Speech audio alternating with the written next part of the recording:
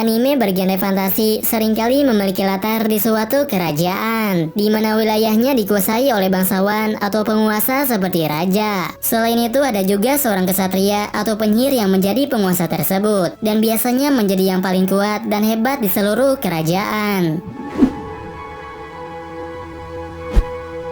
Grand Crest Senki. Anime ini berlatar di sebuah benua yang bernama Benua Altan. Benua itu terpecah menjadi dua faksi, yaitu Federasi dan Aliansi. Mereka selalu saja berperang untuk merebut wilayah kekuasaan, hingga suatu ketika terjadi penyatuan kedua faksi tersebut. Dengan adanya pernikahan antara putri dari Aliansi dan pangeran Federasi, membuat perdamaian di benua itu dapat tercapai. Namun acara pernikahan itu berlangsung gagal, sehingga perdamaian tidak pernah terjadi dan kedua pihak bertemu kembali dalam peperangan. Theo Cornero merupakan pendekar pedang yang berasal dari pulau terpencil. Pertemuannya dengan penyihir bernama Siluka sangat mempengaruhi arah peperangan. Meskipun berasal dari orang biasa dan bukan dari keluarga bangsawan, tapi dia memiliki kemampuan yang tidak dapat diremehkan. Setiap kali berhadapan dengan musuh di medan perang, Theo dan seluruh pasukannya selalu memenangkan peperangan. Selain itu, berkat arahan dari Siluka juga, dalam waktu singkat dia bisa menguasai beberapa wilayah milik Aliansi dan mendapatkan gelar yang cukup untuk mewujudkan impiannya, yaitu menjadi penguasa di tempat asalnya untuk menyelamatkan warga dari penindasan yang dilakukan oleh penguasa saat ini.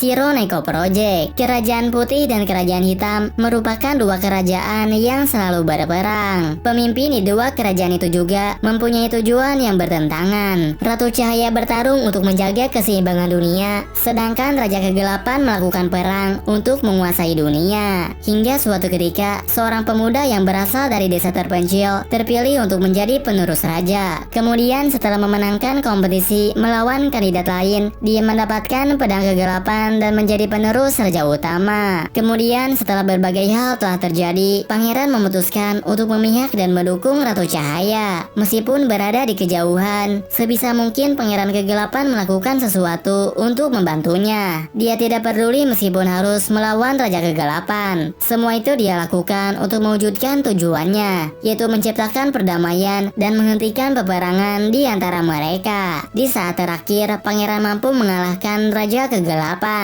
Tapi tujuannya tidak bisa tercapai karena Ratu Airi sudah terlanjur untuk menyerah. Sama ranking. Peringkat raja ditentukan dari seberapa besar kekuatan yang dimiliki oleh raja. Bose menjadi raja peringkat pertama sekaligus menjadi pria terkuat di dunia. Namun kekuatannya itu didapatkan karena dia telah melakukan permintaan kepada iblis. Bose bisa menjadi manusia terkuat, tapi sebagai gantinya kekuatan keturunannya diserahkan kepadanya. Hal ini mengakibatkan putra dia yang bernama Boji menjadi manusia yang lemah. Boji merupakan seorang pangeran yang seharusnya menjadi raja, tapi karena dia lemah dan memiliki banyak kekurangan, banyak orang yang tidak menerima dia untuk menjadi raja berikutnya. Kebanyakan orang lebih percaya kepada adiknya yang bernama Daida untuk menjadi raja. Singkat cerita, Daida terjerumus ke dalam kegelapan. Lalu Pangeran Boji yang pergi berpetualang menyelamatkan dia yang terjebak dalam kegelapan. Hal ini mengakibatkan adiknya tersadar dan rela memberikan tahta kepada kakaknya. Dengan begitu, Pangeran Boji bisa mendapatkan kembali tahta yang sebelumnya telah direbut oleh adiknya.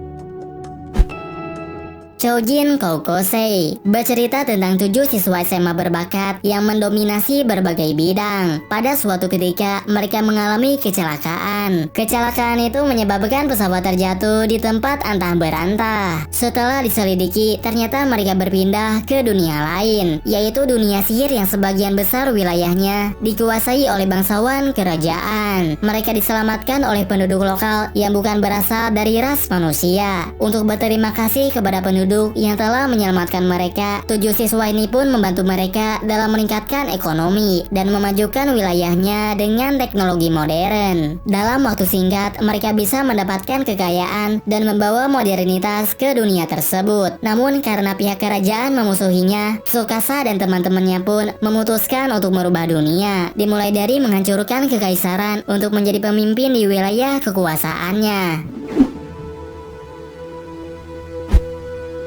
Hortensia Saga. Hortensia adalah sebuah kerajaan subur yang cukup makmur. Di saat Hortensia terus dihantui ancaman penyerangan dari negeri lain, didirikan keadipatian Olivier dan Camelia yang menjadi pedang dan perisai agar kerajaan itu tidak hancur. Namun pada suatu ketika, Adipati Camelia dari keadipatian Camelia memberontak kerajaan tanpa memberikan peringatan apapun. Penyerangan itu mengakibatkan raja tewas dan putrinya ikut menghilang, sehingga mereka meninggalkan pangeran yang masih muda untuk naik tahta. Cerita anime ini berfokus pada Alfred dan Marius. Mereka merupakan kesatria Hortensia yang keluarganya menjadi korban dalam perang melawan Camelia. Tragedi yang terjadi di kerajaan itu telah mempertemukan keduanya dan akan membawa era baru ke seluruh dunia. Namun mereka berdua belum menyadari pertempuran sengit yang sedang menanti mereka di masa depan.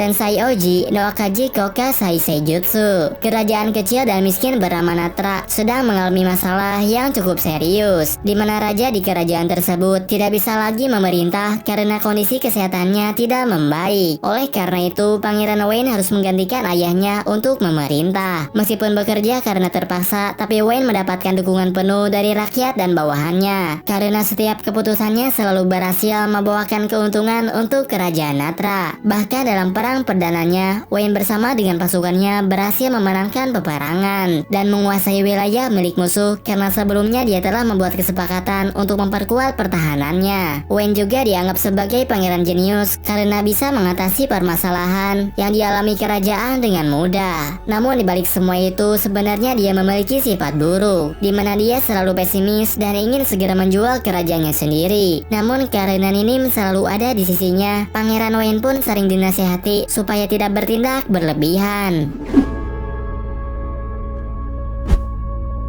Baron no Soretsu. Cerita anime ini berfokus pada dua keluarga kerajaan, yaitu keluarga kerajaan dengan lambang mawar putih dan keluarga kerajaan dengan lambang mawar merah. Mereka merupakan keluarga kerajaan berlambangkan mawar, tapi karena keduanya saling berebut tahta, maka dalam peperangan orang-orang menyebutnya sebagai perang mawar. Richard merupakan pangeran dari keluarga York, sedangkan Henry adalah seorang raja dari Lancaster. Mereka berdua memiliki nasib yang sama, di mana keduanya tidak didukung oleh orang terdekatnya. Richard dibenci oleh ibunya dan selalu dicampakkan. Alasannya karena dia memiliki tubuh yang aneh dan dianggap sebagai keturunan dari iblis. Richard ingin agar dirinya dapat berguna untuk ayahnya. Maka dari itu dia berlatih lebih keras supaya menjadi kesatria kuat. Namun setelah dirinya cukup kuat dan merasa mampu untuk berperang dengan ayahnya, ibunya malah mencegah dia untuk ikut berperang, sehingga mereka kalah dalam peperangan dan ayahnya Richard dibunuh oleh Ratu Lancaster.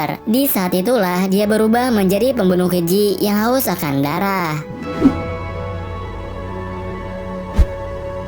Soredemo Sekai wa Utsukushi bercerita tentang putri bernama Nike dan raja bernama Livius. Nike adalah seorang putri yang berasal dari kerajaan hujan, sedangkan Livius berasal dari kerajaan matahari. Kerajaan hujan berada di tempat terpencil yang tidak banyak keunggulannya, tapi mereka memiliki kekuatan untuk mengendalikan udara atau cuaca. Sedangkan kerajaan matahari dikenal sebagai kerajaan kuat dan tidak kenal ampun, yang berhasil menaklukkan hampir semua wilayah di seluruh dunia. Supaya kerajaan hujan bisa terus berdiri dan tidak diambil alih oleh mereka, Raja Matahari meminta salah satu putri dari kerajaan hujan untuk menikah dengannya. Nike terpilih untuk melakukan perjalanan menemuinya. Namun ketika pertama kali bertemu raja, Nike terkejut karena Raja Matahari yang dia temui sangat berbeda dengan raja yang dia bayangkan. Ternyata dia hanyalah anak muda yang memiliki tahta sebagai raja. Livius tertarik kepada Nike karena ingin menguasai kekuatan untuk mengendalikan cuaca. Tak lama setelah mereka bertemu, Nike langsung diperlakukan seperti tahanan. Alasannya karena dia tidak tahan dengan perbuatan Livius, sehingga Nike memarahinya dan menganggapnya seperti anak kecil.